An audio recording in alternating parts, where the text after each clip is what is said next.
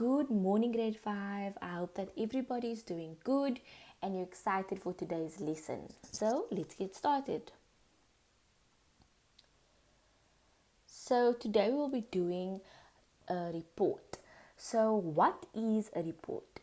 A report represents information in a report and paragraph form. Reports are very important as they are used in content subjects. A report should always address the 5 W's: who, what, when, why, and where. Sorry, it went off the slide.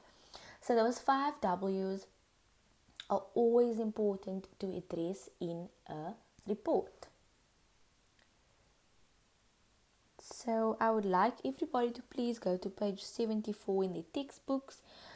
I will read through the report, an example of a report that they gave us, so you can read along with me in your textbook.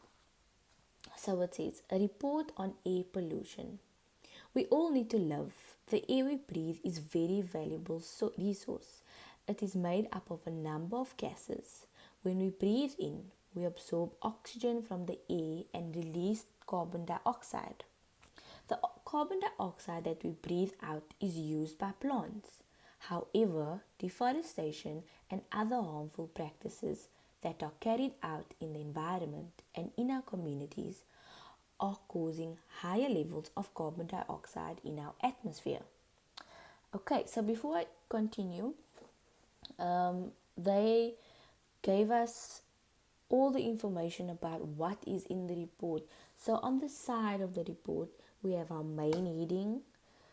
Then we have our first subheading, which tells us what are the causes of air pollution, what causes it, right? Then it tells us what. So there we have our first W. There it uses a pronoun, it. Now our second W, when. So this tells us when air pollution happens. And then we have a connecting word, however, right? And then we have our third W, which is where. So in the sentence, it tells us where this happens, right? So far, in the beginning of the report, we already have 3 W's, right? So there you can see how they implemented W's to give information to the person that is reading the report.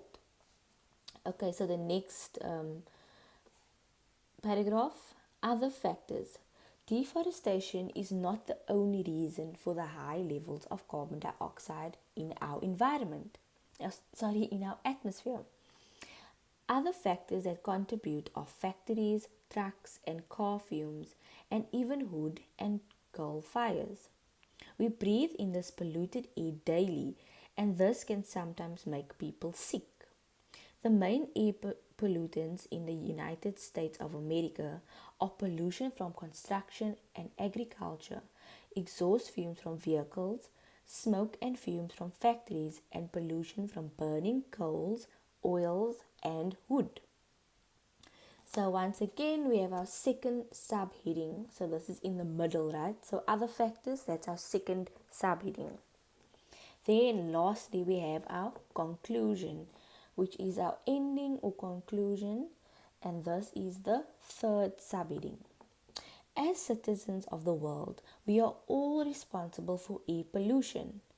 We need to become aware of the little things we can do to stop air pollution. So there's our last W, who.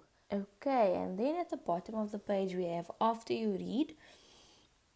Questions number 1 says, read the report to find out how the writer presented the information and arguments.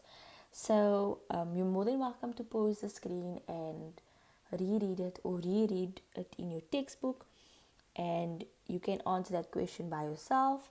Number 2 says, find the answers to the what, when, where, and who questions. A report should always address these important points. So once again, those two, after you read questions, you can go through yourself. That will not be for homework. Then page 75. So now we will be doing how to write a report. So they're asking you to write a report on one of the following topics.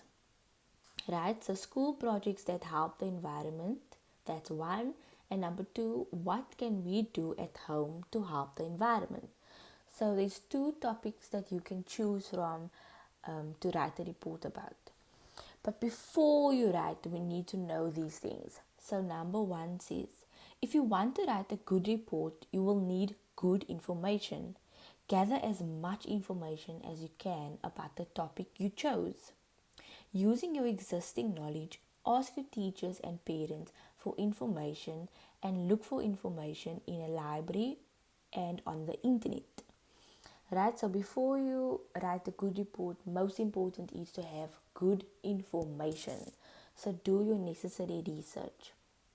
Number two, look at the report on page 74 to remind you how to set out your report. Remember, it must consist of the following parts. So you must always first have your main heading, subheadings for the paragraphs, a beginning, a middle, and an ending, and a graph or table that supports the information you include in your report. Remember that it must answer what, when, where, and who questions. So before you write your report, please read through these instructions again so that you are sure that you include all of these points and headings in your report.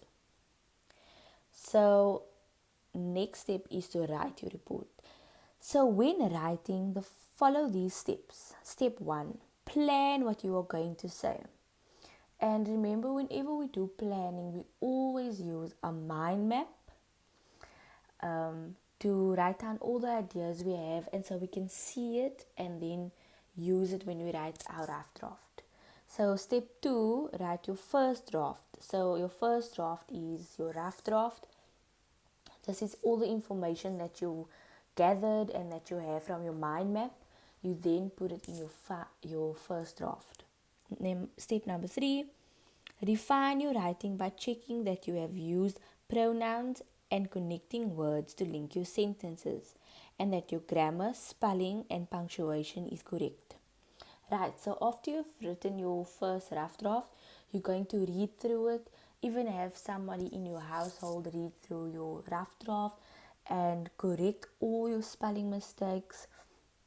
Check that you have the correct grammar and punctuation, and make sure that you use all the connecting words to link your sentences.